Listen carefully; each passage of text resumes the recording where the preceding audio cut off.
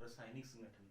कोशिका का रासायनिक संगठन की बात करें तो सबसे पहले कोशिका के अंदर कौन कौन से तत्व होते हैं, यानी कौन कौन से यौगिक हैं, तत्व हैं, आयंस हैं, कौन कौन से होते हैं।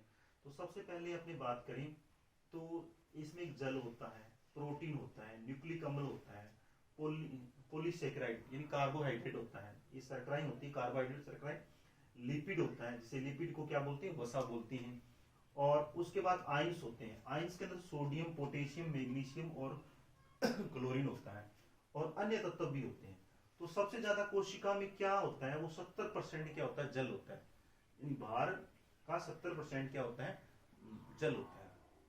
प्रोटीन होता है 15% कोशिका में, और न्यूक्लिक अम्ल होता है वो 6% होता है, और पॉलीसेकेराइड 4% होता है, लिपिड वसा 2% होती है, आयंस होते हैं को यानी संदेश को मैसेजर संदेश भेजना एक स्थान दूसरे स्थान पे कोशिका के अंदर, जो संदेश का होता है मोमेंटम, तो वो सोडियम, पोटेशियम, मैग्नीशियम, क्लोरीन ये होता है 3%, और वसा 2% होती है, अन्य तत्व 0.3% होता है। इन सभी के मिलने से, इन रासायनिक तत्वों के मिलने से ही कोशिका का संगठन बनता है और कोशिका का पूरा निर्माण होता है।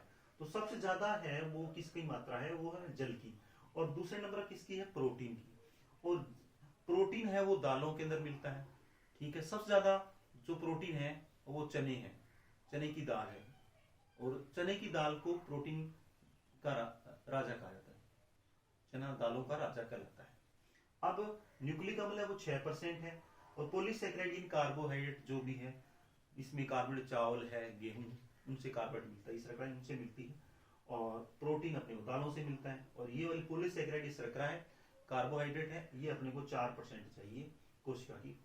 उसके बाद लिपिड ये वसा, घी, तेल, इनसे मिलता है, ये 2% होता है। आयंस अपने नमक वगैरह खाते हैं, ठीक है, उनसे मिलते हैं आयंस, ये उनसे मिलते हैं, मैग्नीशियम फलों वगैरह ये 3% की है, और अन्य तत्व 0.3% है। Thank you for video watch, next again.